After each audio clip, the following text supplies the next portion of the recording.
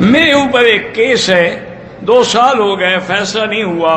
بہرحال اللہ سے دعا کریں اور 2 رکعت نماز روزانہ پڑھ کے حسبنا اللہ و نعم الوکیل کی 5 تسبیح پڑھ کے دعا کیا کریں، انشاءاللہ جلدی فیصلہ ہو جائے گا۔ شیطانی وسوسے بہت آتے ہیں، کوئی بات نہیں، اعوذ باللہ پڑھا کرو، لا حول پڑھا کرو۔ میں نے ایک عالم سے پوچھا کہ جب میں ذکر کرتا ہوں تو میرے دل حاضر نہیں ہوتا، تمہیں حکم ہے ذکر کرنے کا، اذکر اللہ، میرا ذکر، یہ تو نہیں کہا کہ دل کو حاضر کرو، تم کرتے رہو، اس ذکر کی برکت سے انشاءاللہ دل بھی ذاکر ہو جائے گا۔ دل و دماغ مانا دل و دماغ اسی طرح متوجہ ہو، یہ تھوڑا ہے کہ دل کے ساتھ ذکر مانا ہے کہ تم ذکر کر رہے ہو اور فکر کر رہے ہو اپنے گاڑی کا، بیوی کا، بچوں کا، یوں نہ کرو، خیال ادھر ہو۔ 10 محرم کو دسترخوان وسیع کرنے کا کوئی حکم نہیں ہے، 10 محرم کو روزہ رکھنے کا حکم ہے۔ ایک شوہر نے بیوی سے کہا کہ اگر تمہارے بھائی نے اپنی بیوی کو طلاق دی تو تمہیں بھی طلاق ہو جائے گی، اس طرح کہنے سے طلاق ہو جاتی ہے؟ نہیں ہوتی ہے، اور لیکن کہا نہ کرو ایسی باتیں۔ میں نے اپنے بیٹے کا نام مارب یا حارب پتہ نہیں کیا رکھا ہے، مجھے تو پتہ نہیں کیا لکھا ہے آپ نے، مجھے پڑھا ہی نہیں جاتا، لکھوں کیا۔ میرے شوہر کہتے ہیں کہ تم بدقسمت ہو، تمہاری وجہ سے میرے کاروبار میں برکت نہیں ہوتی۔ وہ کہتے ہیں کہ مال عورت کی قسمت سے ملتا ہے، یہ بالکل جھوٹ ہے۔ جن نے کبھی شادی نہیں کی وہ کروڑ پتی ہیں، تو ان کو مال کیسے مل گیا؟ اچھا اس کو کہو کہ اگر میری وجہ سے برکت نہیں ہے تو ایک اور عورت لے آؤ جس کی وجہ سے برکت ہو جائے گی، انشاءاللہ پہلا بھی ختم ہو جائے گا۔ ابھی 1 پہ خرچ ہوتا ہے، پھر 2 پہ ہوگا۔ جاہلوں کی باتیں ہیں کہ مال جو ہے جی وہ عورت کے نصیب سے ہوتا ہے، بالکل بے وقوفی کی بات۔ یعنی مرد کا نصیب ہی کوئی جو کماتا ہے اس بیچارے کا نصیب ہی کوئی نہیں ہے۔ میں نے علماء سے سنا ہے کہ قیامت کے دن انبیاء کرام پر بھی بڑا بھاری ہوگا، غمگین ہوں گے، لیکن ایک حدیث میں ہے کہ اللہ والوں کو غم نہیں ہوگا، ان کو جہنم کا غم نہیں ہوگا، لیکن اللہ کی عظمت و جلال کا خوف ہوگا۔ جیسے حضرت آدم کہہ رہے ہوں گے نفسی نفسی نفسی، اب آدم علیہ السلام کو کیا ڈر ہے؟ اللہ تو ان کا گناہ معاف کر چکے ہیں اور وہ تو نبی ہیں، لیکن عظمت الہی جلال کا رو بھی یہ ہے۔ محرم میں مصروفیت کی وجہ سے 1 روزہ رکھ سکے وہ بھی جائز ہے، لیکن افضل یہی ہے کہ 9 اور 10 ہو۔ اگر 1 رکھنا ہو تو پھر 10 رکھیں۔ میری بیٹی کو مرگی کی بیماری ہے، اللہ اس کو شفا عطا فرمائے۔ بہرحال جو آیت میں نے کئی دفعہ بتائی ہے، سورۃ النجم کی آخری آیت ہے، لیس لہا من دون اللہ کاشفہ۔ ہر فجر کے ہر نماز کے بعد ایک تسبیح پڑھ کے دم کر کے پانی پہ پلایا کریں۔ شب برات ایک برکت والی رات ہے، قرآن و حدیث سے کوئی بات ثابت نہیں ہے، لیکن بزرگوں نے اس کی شان لکھی ہے۔ امریکہ میں ایک دوست کا بیٹا 4 سال کا ہو گیا ہے، اس کو زمزم پلائے، نہیں بول سکتا، اللہ شفا دے گا۔ جماعت اسلامی والوں کی ایک طرح، مجھے کیا پتا جماعت اسلامی کا کیا عقیدہ ہے، اور جماعت اسلامی سے کون سی جماعت مراد ہے؟ آج کل تو سارے جماعت اسلامی ہیں۔ خیرات اور صدقات ایک ہی چیز ہے، اس میں کوئی فرق نہیں ہے، صدقہ بھی خیرات ہے، خیرات بھی صدقہ ہے۔ تشہد میں اگر اور دعا نہ آتی ہو تو ربنا آتنا، جو بھی آتی ہے قرآن کی دعا پڑھتے رہیں۔ محمد ریاض 1 مہینے سے کھانسی کی بیماری میں مبتلا، اللہ شفا عطا فرمائے۔ پڑھنے کے لیے وہی لیس لہا من دون اللہ کاشفہ۔ جو بھی بیماریاں ہیں نا ایسی لا علاج، ان کے لیے یہ بالکل اکسیر ہے۔ یعنی میں نے کئی دوستوں کو بتایا جو کینسر میں مبتلا تھے، اللہ کی رحمت سے شفا ہو گئی۔ امام ابو حنیفہ رحمۃ اللہ علیہ فرض نماز کے علاوہ کتنی رکعتیں نفل پڑھتے تھے؟ میں کو ساتھ تھا ان کو، بہرحال کثرت سے عبادت فرماتے تھے۔ باقی انہوں نے بھی نہیں لکھا کہ میں 100 پڑھتا ہوں یا 1000 پڑھتا ہوں۔ ایک مسجد پرانا بنا ہوا تھا، اس گلی میں ایک اور مسجد بن گیا۔ اب دونوں مسجد کے امام کے مابین تنازع ہے کہ ایک مسجد بند کر دی گئی۔ بہرحال اللہ ان دونوں کو اصلاح کی توفیق عطا فرمائے، اللہ کرے دونوں مسجدیں آباد رہیں۔ سعودی بینک جو ہے تنخواہ کے بدلے قسطوں پہ 70,000 یا ادھار دیتا ہے، جبکہ وہ کیش 65,000 دے کر واپسی ہم سے 70، تو باقی سود ہے، وہ نہیں لینا چاہیے۔ حسبنا اللہ و نعم الوکیل آپ نے لکھا ہی غلط ہے، پہلے قرآن میں جا کے دیکھ لو، قرآن میں لکھا ہوا ہے حسبنا اللہ و نعم الوکیل فانقلبوا بنعمت من اللہ وفضل لم یمسسہم سوء. تو اس کو پڑھیں اور یقین کے ساتھ پڑھیں گے تو قرآن میں ہے. اگر میاں بیوی آپس میں طلاق کا مطالبہ کریں اور دونوں لڑکا اپنی ماں کے ساتھ عمرہ کر سکتا، ہاں کر سکتا ہے. جب میں نماز پڑھتی ہوں دعا کرتی ہوں دل نہیں لگتا، لگتا ہے تو نماز پڑھ رہی ہو، نہ لگتا تو نماز نہ پڑھتی ہیں، جا کے فلم دیکھتی ہوں. حج میں مینا کے پہلے دن میری بیوی بیمار ہو گئی، ایڈمٹ کیا گیا، الفاظ میں شدید بیماری کی وجہ سے پہنچ نہ ہوا، بہرحال حج نہیں ہوگا. جو نہیں پہنچا الفاظ میں حج نہیں ہوتا. درود شریف پڑھ کے والدین کو ایصال ثواب کریں، بالکل کریں. میں نے 2006 میں حج کیا تھا. طواف کعبہ کے دوران ہوا خارج ہوئی، بھیڑ کی وجہ سے دوبارہ وضو نہ کر سکا. طواف اور سعی مکمل کیا تو آپ نے بغیر وضو کے یعنی طواف کیا. اگر موجود ہو تو طواف بھی قضا کرو اور ایک دم بھی ادا کرو. حرم کی حرمت یہ ہے کہ احترام کریں، حرم کے حدود میں کوئی گناہ نہ کریں، سگریٹ نہ پئیں، داڑھی نہ منڈائیں، جھوٹ نہ بولیں، غیبت نہ کریں. حرم کی حدود میں کوئی مرغی یا بکری ذبح کر کے طواف فروخت کرتا ہے، بالکل جائز ہے. وہ تو شکار کرنا منع ہے، یہ تھوڑا ہے کہ اپنے بکرے خریدے ہوئے بھی ذبح نہ کرو. پھر حاجی قربانی کیسے کرتے ہیں؟ 6 دن کا بچہ پیدائش کے بعد فوت ہو گیا، اس کا کوئی عقیقہ نہیں. میرے ماموں کی طبیعت ٹھیک ہی نہیں ہے، اللہ شفا عطا فرمائے.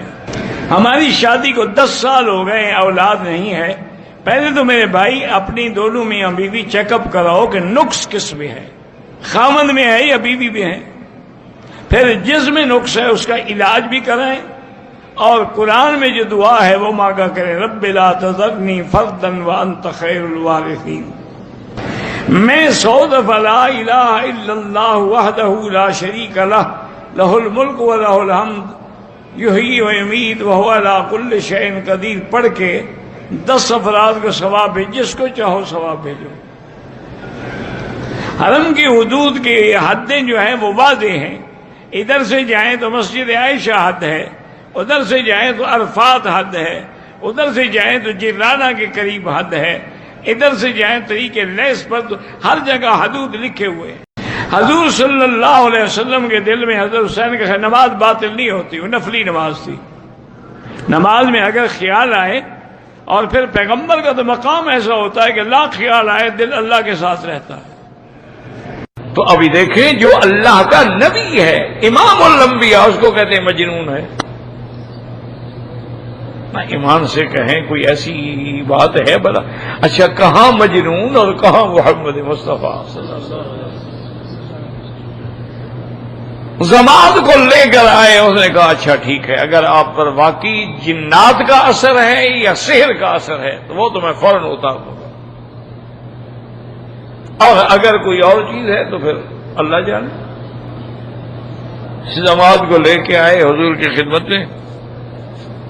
زماد کہتا ہے کہ جب میں آیا تو حضور ممبر پہ کھڑے تھے اور خطبہ پڑھ رہے تھے کہ نحمدہ ونستعینہ ونستغفر به ونؤمن به ونتوکل علیہ ونعوذ باللہ من شرور انفسنا ومن سیئات اعمالنا.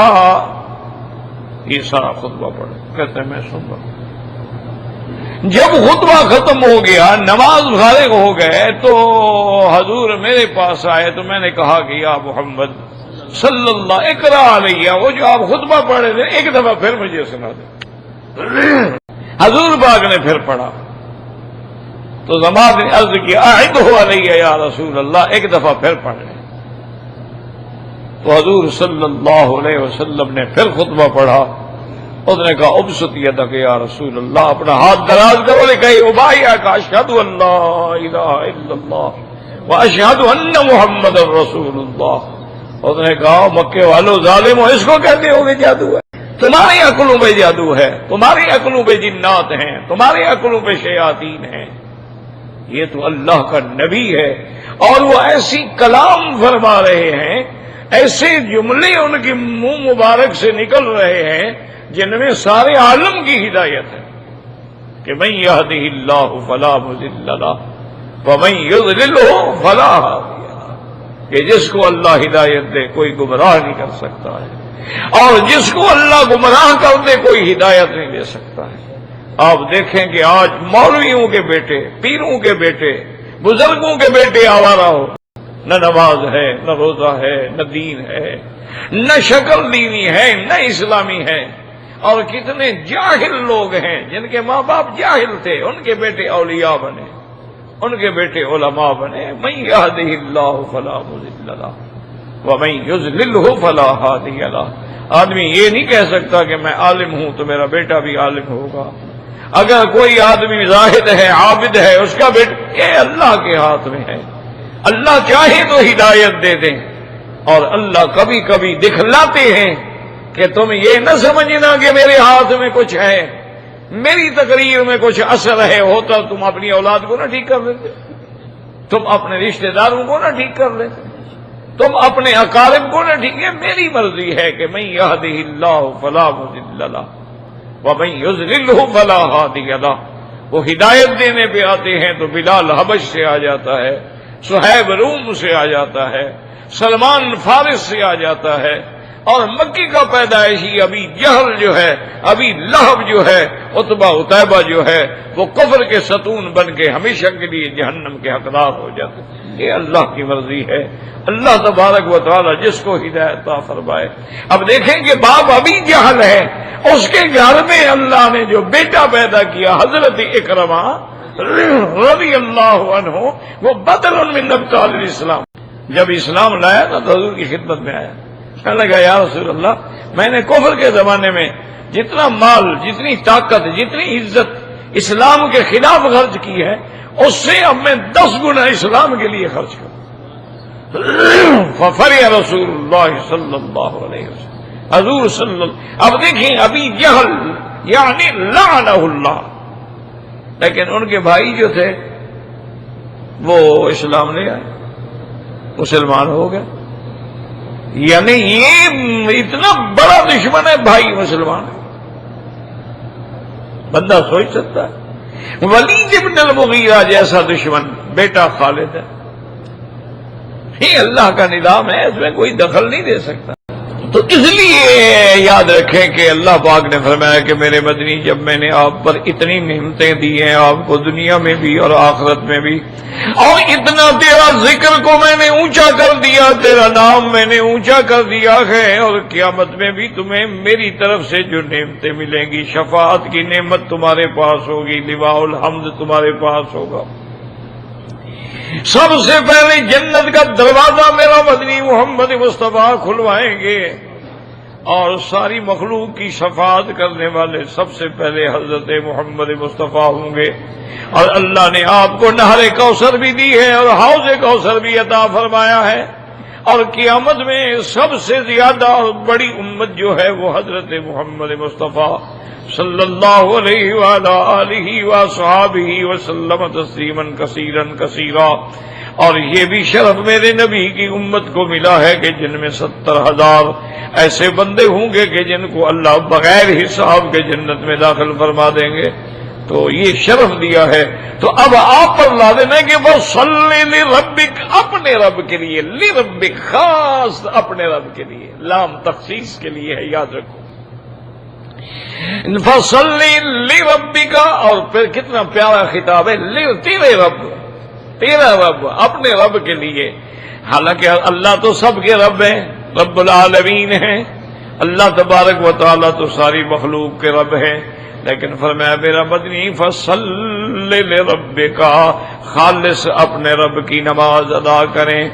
اور اس کے بعد نماز، بعض علماء نے فرمایا کہ اس سے مراد جو ہے صلاۃ مکتوبہ ہے، کہ 5 نمازیں جو اللہ نے فرض فرمائی ہیں وہ ادا کریں۔ اور بعض نے فرمایا لفظ عام ہے، فصلی لربک، اپنے رب کی نماز ادا کریں۔